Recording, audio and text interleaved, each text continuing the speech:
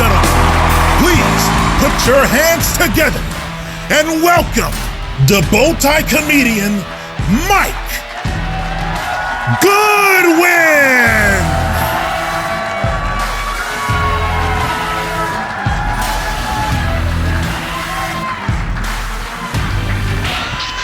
Thank you. Thank y'all so much, man. Y'all, let's give God a shout of praise, y'all. Let's give God a shout of praise. I'm excited to be here with y'all today. Good looking crowd, man. Y'all look good. Where the black people at? Where y'all doing? Oh, okay, my bad. I didn't see you. I was looking over. You're holding it down for the group. I wasn't planning on saying that. Y'all, let's please give a round of applause for your pastor and his beautiful wife. Thank you. And the leadership team. Let's give it up for the leadership team that made tonight happen. And last but not least, give it up for yourselves. The Go Team. The Go Team, baby.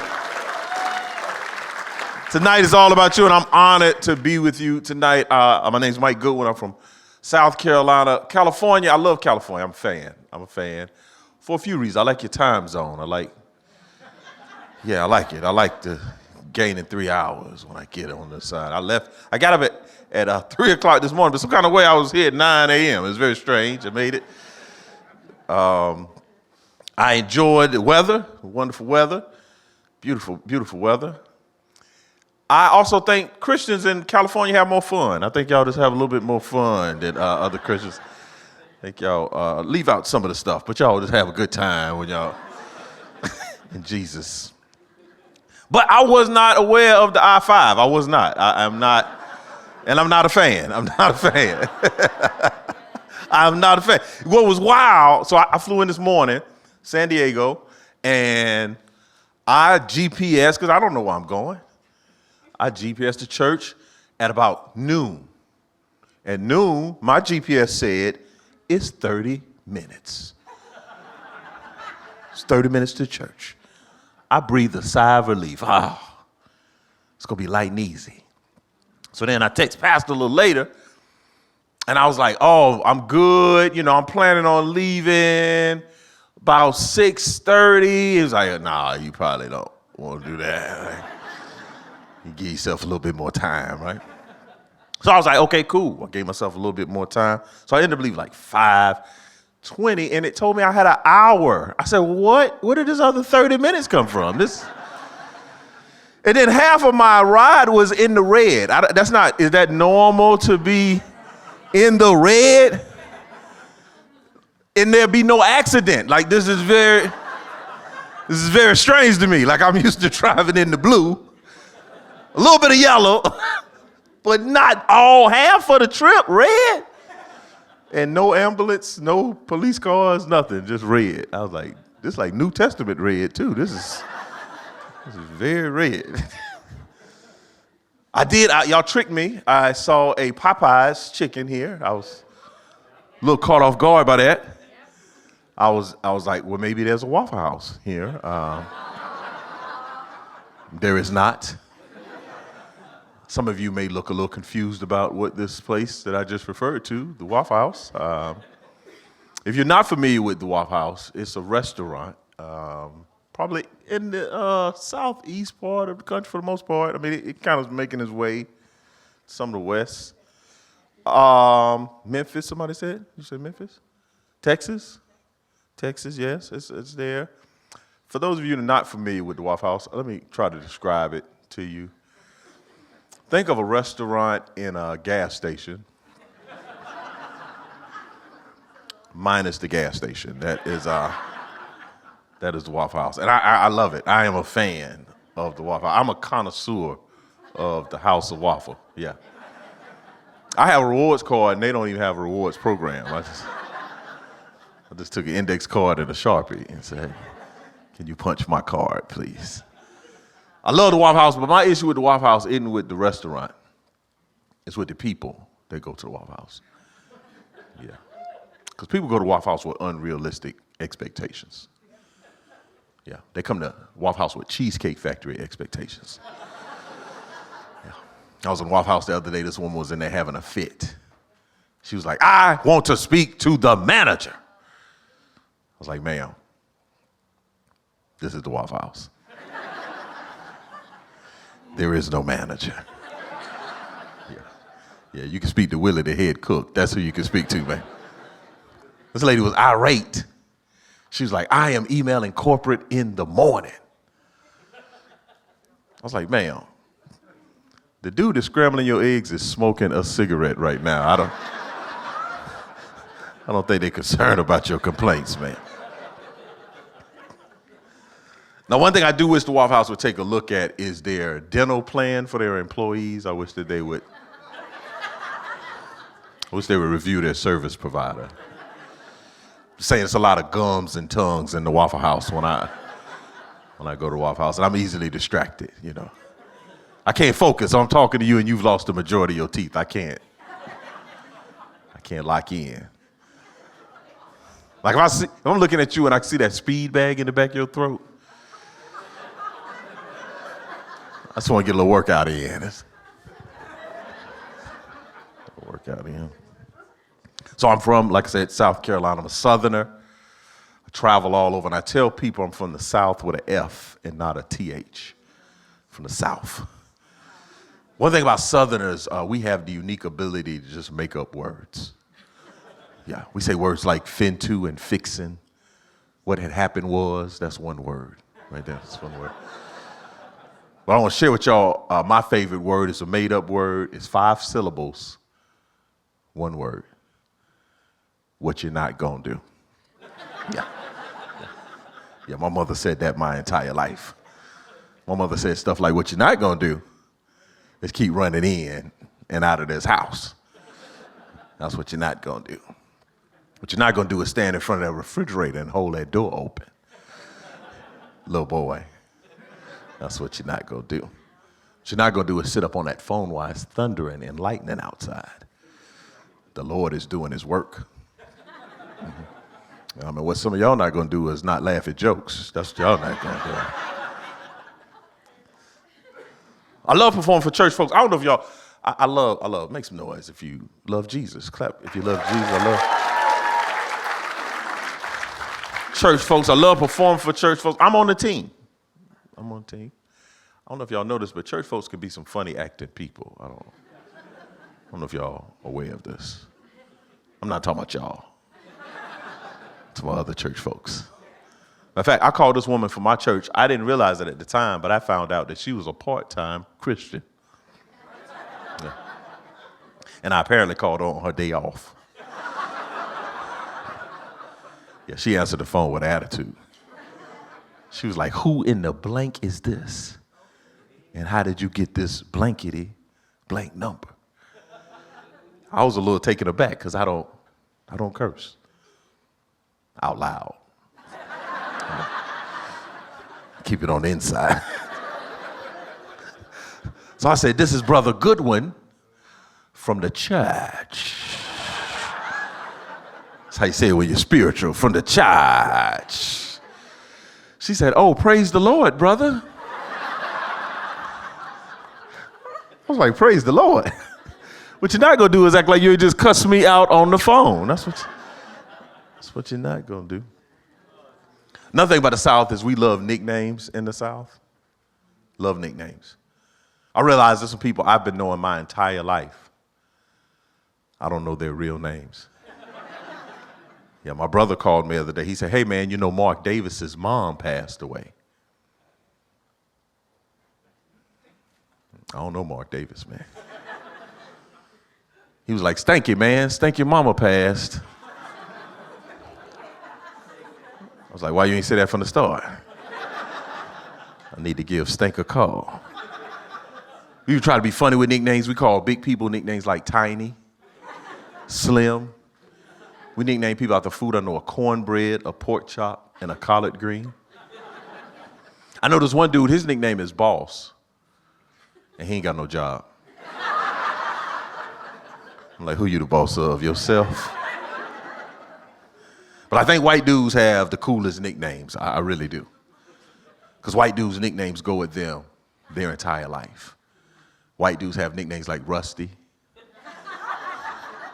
Skip, Chip.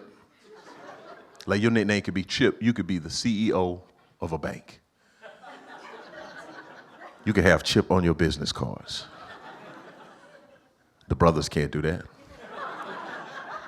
Pookie can't be a branch manager at the bank. You don't trust your money with Pookie. Like, right this way, Dr. Junebug will see you. Like, no, he will not.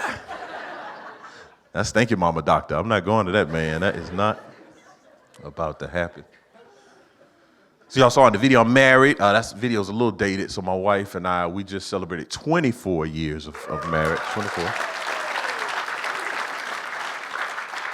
24 years of marriage, and my wife and I, we created some offspring. Yep. Normally when I say that, people clap, but I see y'all don't care anything about my children.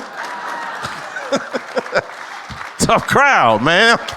You don't clap for kids? Y'all like offspring, what is that? So as y'all saw, I have two children. I have a daughter who's the oldest. We had a hard time trying to figure out what to name our daughter. So we named our daughter a throwback name like throwback jerseys. Mm-hmm. We named our daughter Essie Mae Pearl. Yeah, it was a good Southern name. Little Essie Mae is what we call her. I'm just messing with y'all. You see the looks on some of y'all faces. What you're not gonna do is sit out there and judge what I name my daughter. That's what you're not gonna do. I'm just kidding, y'all. Her name is Gertrude. That's worse than Essie Mae Pearl, man. But it's difficult naming your children. That's a tough task. One of the places that people look for names is in the Bible. There's a lot of beautiful names in the Bible. My name's in the Bible. But then there's some other names. Probably shouldn't be naming your children. Like Judas, Bathsheba, Abednego. Can you imagine having a friend named Abednego? Like, yeah, it's my boy Abednego Jackson. Those his brothers over there, Shadrach and Meshach. Yeah, they firefighters. Have a sister named Delilah. She's a hairstylist. This is.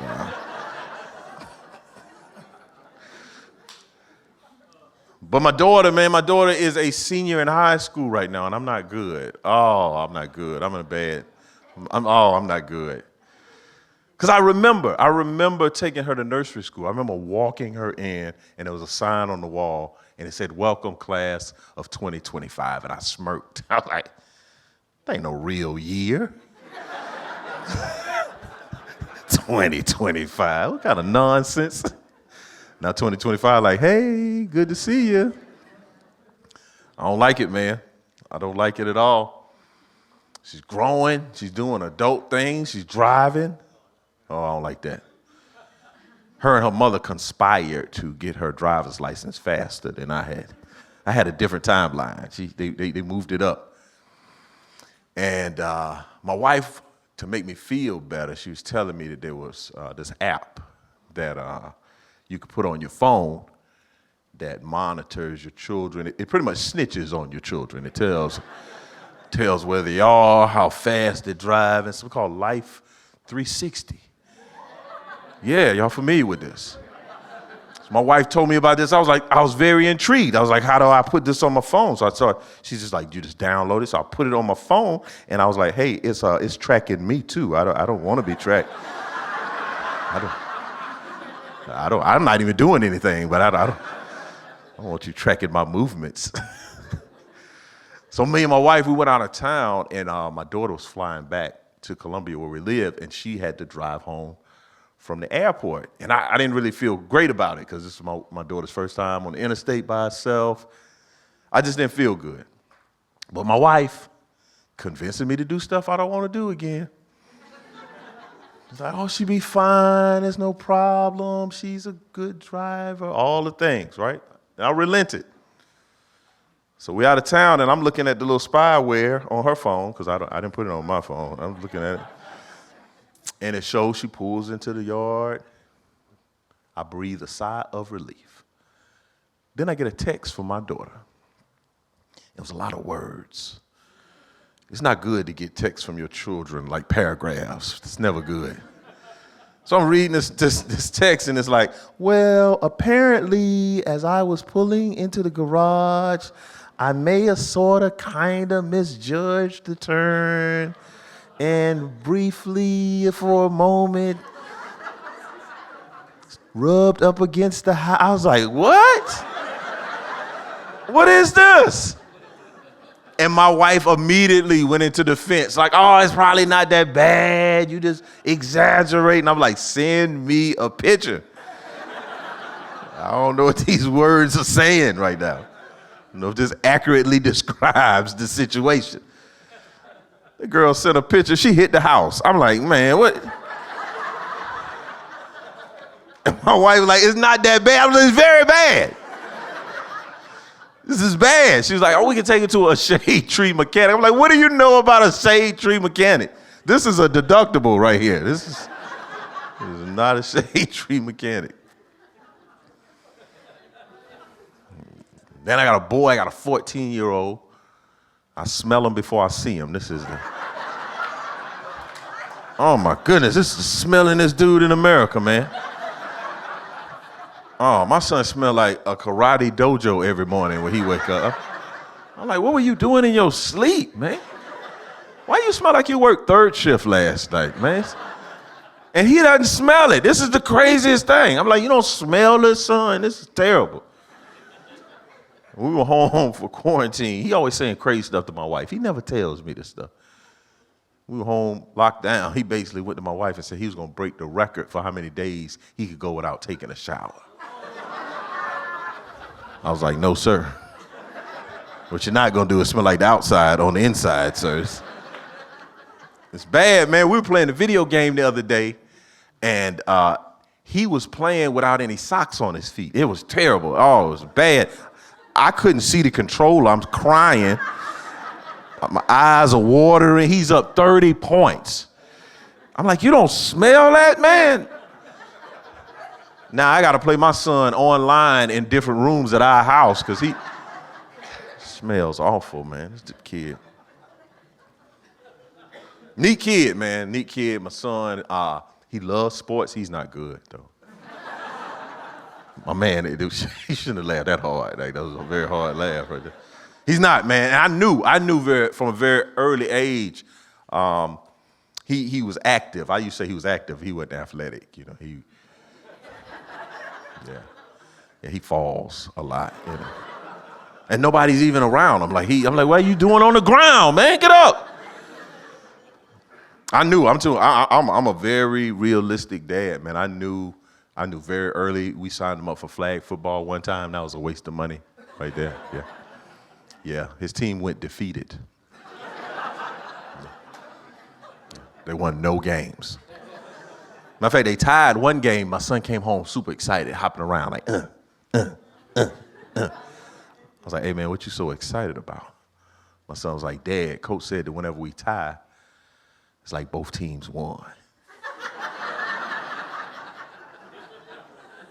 I was like, no, son. Coach lied. Yeah, the score was 0-0. You both lost, son. And I felt like the coach was sending my son mixed messages. Son came home, was like, Dad, Coach said it doesn't matter whether we win or whether we lose. What matters is if we have fun. I was like, no, son. Coach lied again. I was like, son, if you want to have fun, just go in the backyard and play. But once I pay for registration, I need some wins. I need at least a first down. Come on, man, a return on my investment, man. It's different, man. These kids, y'all have a different experience than your parents. When I was a child, like my kids, they have a question about anything, they can just Google it. I couldn't Google stuff when I was a kid. When I was a kid, if I had a question, I had to go to the Encyclopedia Britannica. I felt like it weighed 1,000 pounds. And I was a weak little kid. So I had no information. I remember when I didn't know how to spell a word, I would ask my mother how to spell a word. You know what she would tell me? Look it up in the dictionary. I used to be like, Mama, I don't know how to spell the word.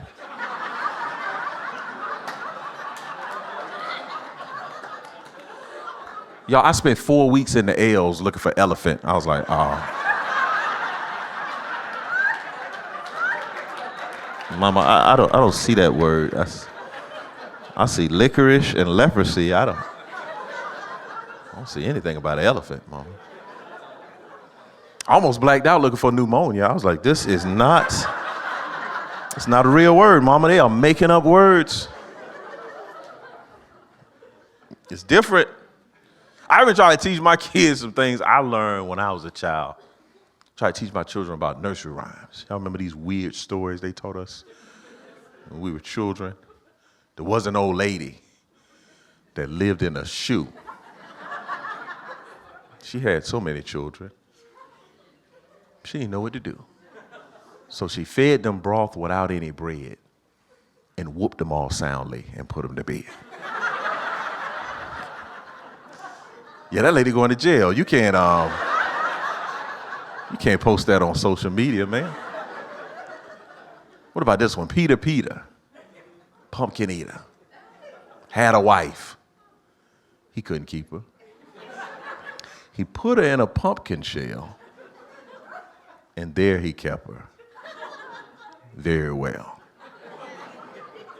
Yeah, Peter has a Netflix documentary coming out. It's called The Making of a Murderer, Pumpkin Pie Style. That'll be out in the fall. But the straw that broke the camel's back when my wife heard my son singing this song I taught him in music class, 10 Little Monkeys. Remember that weird old song? 10 little monkeys jumping on the bed. One fell off, bumped his head. Mama called the doctor, and the doctor said, "No more monkeys jumping on the bed." Then it was 9 little monkeys. Then 8 little monkeys. Then 7 little monkeys. And I'm like, when's this doctor gonna call Child Protective Services on this woman? This woman is clearly overwhelmed with all these children. She need to call old lady in the shoe. Yeah. I bet you after some broth and a whooping, they stopped jumping on that bed.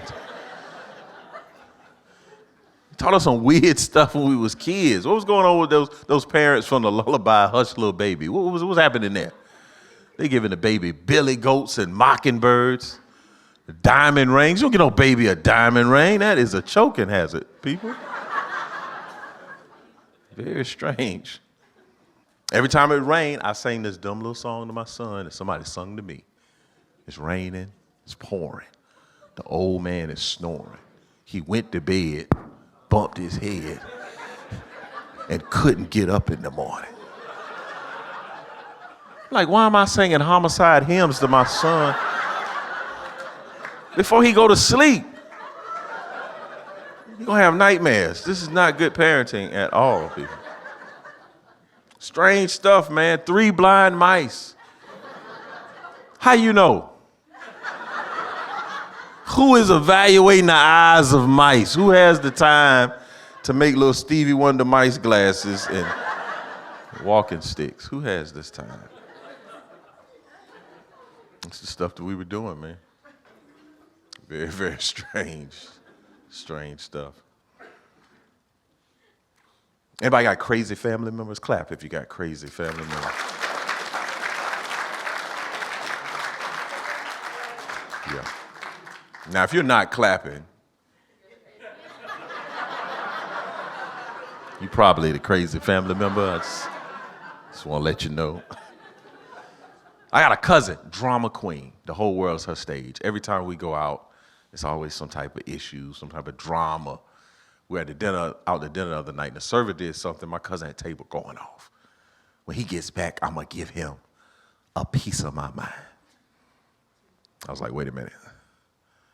You can't afford to give anybody a piece of your mind. Matter of fact, you need to go get all the pieces you done gave out. Bring them back together like Humpty Dumpty. That's what you need to do. was planning a surprise birthday party for my aunt. My cousin used this expression I thought was a little odd. She said, I hope y'all don't let the cat out the bag.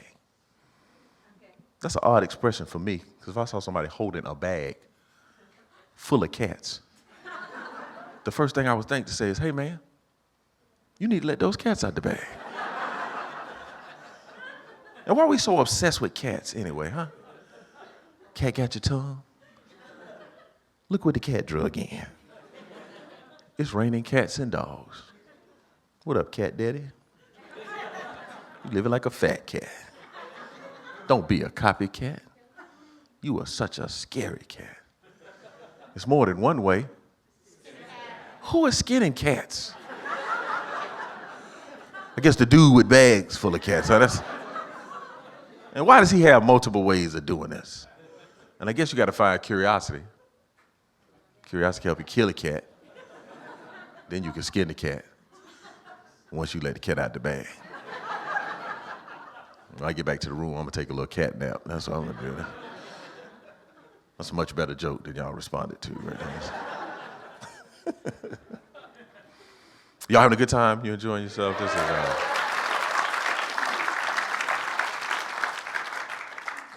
This is important because what you do for the ministry is vitally important. The ministry wouldn't even be able to operate without your contribution. And I think one thing that is very important to believers, but it's more importantly to those of us that serve, is you have to make sure that you're constantly filling up your joy tank. You gotta constantly be putting things into your life that make you laugh, that make you smile, that make you feel good, because sorrow doesn't care about your schedule. Sorrow doesn't look at, oh, they got a big meeting this week, not gonna show up. No, sorrow shows up.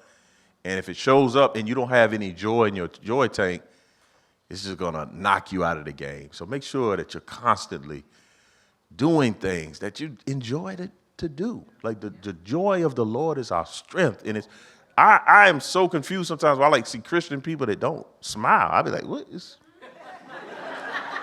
has happened? like I smile on the inside. I'm like, well, tell your face, man. Let your face know. Like, geez, Louise, man. But yeah, make sure. And also the other thing too, especially as you serve, one of the things I love to tell folks that serve in ministry is to serve the ones you serve with. Sometimes we get so distracted and look at the people that are coming and we forget about the people that are here. So make sure that we don't take each other for granted, that we don't get common with one another. Like, oh, that's Bob, like Bob can have a bad day too. So make sure that you spend time with one another. And because we're all different, like we're all experiencing different things in life. Recently I lost my dad a year ago, and it's been really unique because I'm the oldest. We didn't have the best relationship. I grew up, my parents were very different. My mother was a very spiritual woman, very Christian woman, loved God, raised us in the church. She was governed. She governed her life by the Holy Spirit. My father governed his life by spirits. Jim Beam, Paul Masson, Jack Daniels, those other spirits. And over the years, and I think I was at a place of peace by the time he passed, but it wasn't a good death. It was a very tough death because he basically deteriorated. Like he just laid in the bed. The alcoholism had affected his brain, like his nervous system, where he didn't even have the motivation to do things. I think about the way I try to describe my dad. Sometimes my dad reminds me of I think it's DC character, the Black Adam. You don't know the Black Adam, the anti-hero. It's like you don't know if he's a hero or a villain. Like you don't know what he is. Because he does some really great things, but then he does some things like, oh, that's not that good. That's not good. So I remember speaking at his funeral because I spoke at his funeral from my scar and not my wound.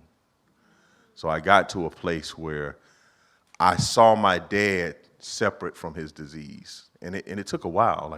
When I used to see him, I just saw the alcoholism. And I spoke at his funeral. And I spoke so well, I thought he was going to sit up in the casket and be like, you talking about me? What boy talking about?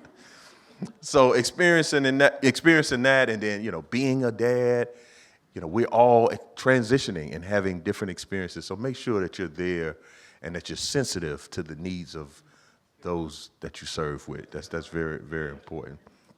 I constantly, people always ask me, because, comedy is a weird job. People like, hey, man, how'd you get into doing comedy? Like, often they'll say, was I the class clown, like, as a kid? And I wasn't a class clown. I was the writer for the class clown. I would bring ideas. I'm like, what was funny? If you mooned the whole school, that would be hilarious. And they would go and moon the school. Like, I'm more observational. Like, I just see stuff that just is weird to me, and I'm like, that's kind of strange. Like, I see things all the time. People are like, hey, man, how do you come up with your material? I'm like, I just look at people. That's all I do. I don't do it. I listen, too, because we say some weird stuff. Like, what do people say when they have a great night of sleep? Slept like a baby last night.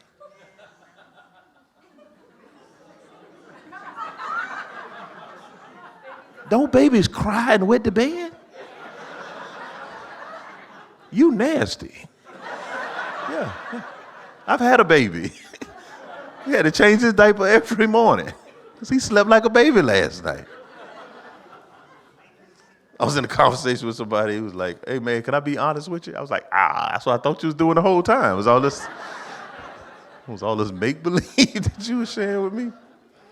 I went to the hotel. They had a sign on the door that said, no shirt, no shoes, no service. So you mean you tell me somebody show up with no pants? We just good? We just... Right this way, Mr. Goodwin. We've been waiting for you. So I just see those things, man. I just see those types of things. And I'm always thinking about, like, what impacts my life. So I'm thinking about fathers. Matter of fact, give it up for dads. Give a round of applause for dads. Show the dads some love. Let's give it up for moms, too. Give it up for moms. I don't know if y'all noticed that. Woo! That it was a little more enthusiastic right there. Dads, it was moms, woo! It was a little extra kick. And that's how it is, man. Like, people love mama. Like, even if you had a bad mom, people like, Mom, thank you for being a visionary and dropping me off at my grandmother's house. You had so much.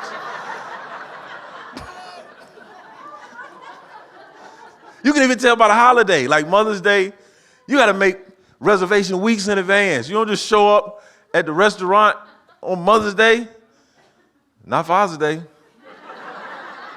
You show up with a party of 20, they like, right this way.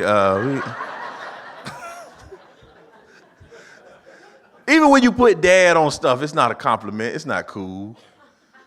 Dad jokes, those not funny jokes. People don't like those jokes. Dad bod, you're not killing it in the gym. They tell you, what's your dad bod? I'm always looking for good examples of fathers. I was reading in the Bible, Abraham. Everybody's familiar with the story of Abraham and Isaac. I was like, man, seems like a Father's Day kind of story right here. They had a dad and his son.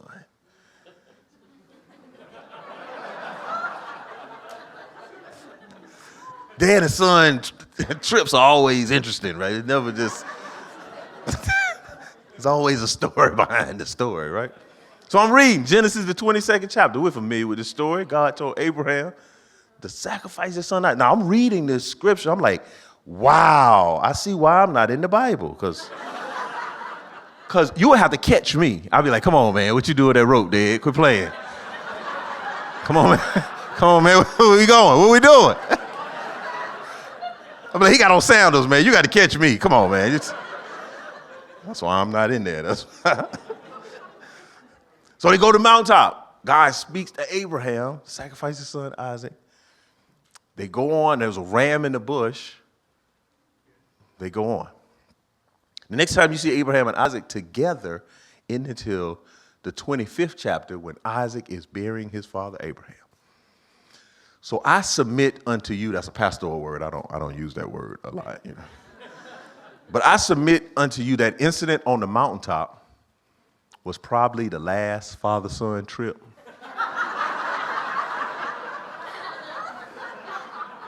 That Abraham and Isaac went on together. That probably was the last time Abraham was able to get Isaac anywhere with him by himself. Like, hey, son, I'm about to run down to Damascus to get some livestock. You want to ride? Nah, I'm straight. Like, what you're not going to do is get me out here and try to sacrifice me again, Daddy. That's how I see the scriptures. That's how my brain works, man. I'm sorry. One thing, too, is for me, serving is so important to me because that's how I started doing stand-up. I was serving at my church in the media ministry, and we had a comedian, a secular comedian that had given his life to the Lord. So he was serving in the media ministry with me. And I was just like taking ideas to him. I was like, hey, man, you ever thought about this? You ever thought about that? And he let me do that for about 30 days. And then one day he said, hey, man, there's some really good stuff that you're sharing with me. So I'm going to give you two options. He said, I can take this stuff and start performing it and not give you any money from it. Or you could get on stage and perform this stuff and you could keep all the money. I was like, I like that second option. I think I like that. And so that's how I got started. Like, that started in church. Matter of fact, I did comedy in church for 4 years. Like, I never did clubs or anything. I just was solely a church comedian. But since, I perform everywhere. But you'll never see anything that doesn't represent my walk with Christ. Like, you'll never. Yeah.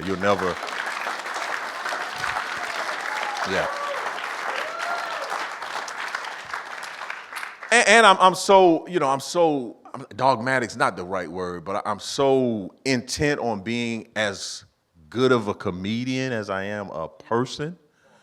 Because sometimes, they be like, hey, it's a Christian comedian. You're like, oh, really? And then I've seen this too. Like, I've seen, Christian comedians not do well, and then they want to share their testimony. Be like, no, buddy, we didn't bring you here to share your testimony. We brought you here to tell some jokes. So that's what you need to be doing. So I want to be as excellent in my craft as I am in my faith, in my walk with Christ. And I never want to do anything that would embarrass my relationship with God or my relationship with the churches that have trusted me to come in and serve. So you don't ever have to worry about Mike Goodwin being in a scandal. Like, you won't ever see me. Now, I'm human too, but I keep my human stuff with God. I'm like, hey, God, this the human stuff. We need to work on this. Just me and you. I don't need everybody else to know. I'm telling you first now. You see this. So let's get this straight. And so he's like, all right, go. You can go back out. Yeah, and I'm so serious about the work that I do and the life that I live, and so I don't want to ever embarrass my family, myself, my pastor, and the folks that I serve with it, that are in my life, my accountability group. So it's important for us to make sure that we're connected to others, that we're connected, that we're not an island, that we're not operating by ourselves, because that's what the enemy wants to do. He wants to get us by ourselves and overwhelm us. And we have victory together. We have victory by the words that we say of our testimony. We have victory by the relationships and the people that pray for us and the people that we walk hand in hand and lock arms with. So I'm so honored to be here with you tonight. This has been so much fun. Y'all having a good time?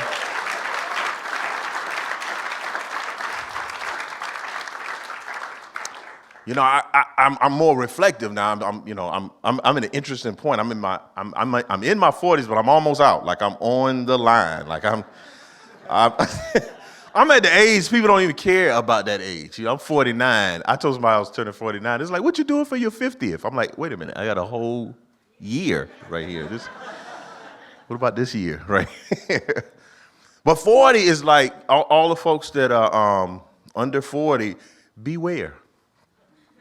40 is a very strange age. Like, my whole life, my mind and my body were working together in unison.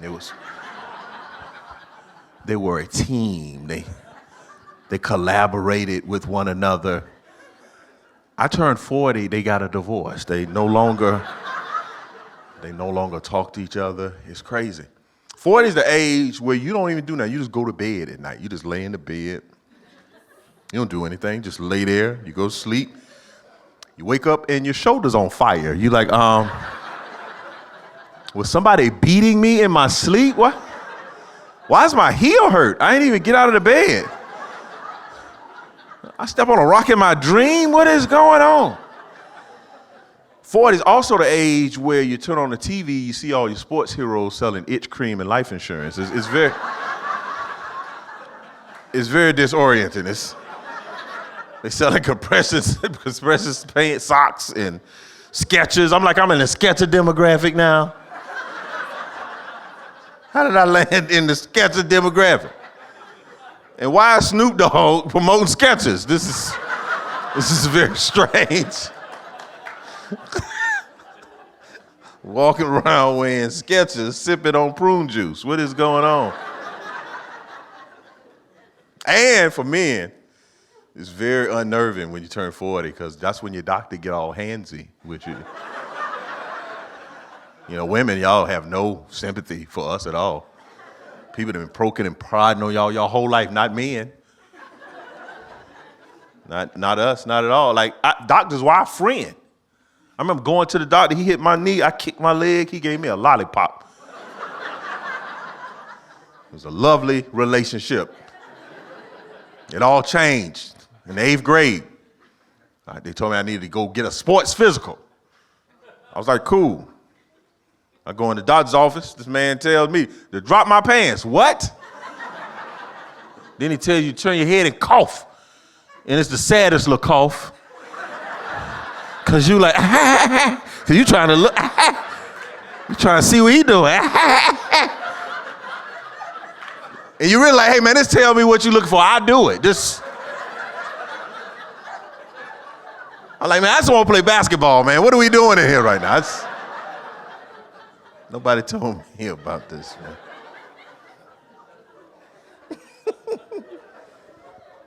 And he put on gloves. That's when I was like, that glove's not my friend. That's not my friend. And I turned 40. I went to the doctor. I had my physical. Thought it was time to go home. He started putting on that glove. Told me to put my elbows on the table. I blacked out. I woke up in the parking lot crying. I text my wife. I say, I think I just got violated. That's what I think. I'm like, 40 years, nobody was concerned about nothing going on back there. I don't even go back there like that, man. It's like, this is the best medical technology we had to offer. I was doing that show one night. Somebody's like, wait till you turn 50. I said, oh, Lord, what happens? What happens when you turn 50? Well, I'm going to wrap this up, man. Thank y'all so much. This has been so much fun. So much fun, yeah.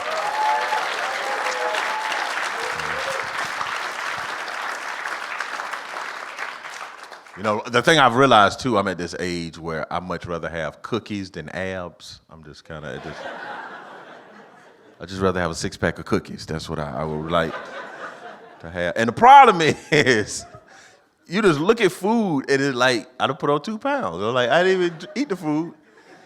And then I go to the gym. I don't like it. I don't like going to the gym. I go. I don't like going because a lot of weirdo stuff happens in the gym. Anybody go to the gym with this screaming dude? He in there, ha! Ah! And he just put on his workout gloves. You like, man, what is all this screaming about, man? Hey, thank y'all so much. I had a blast.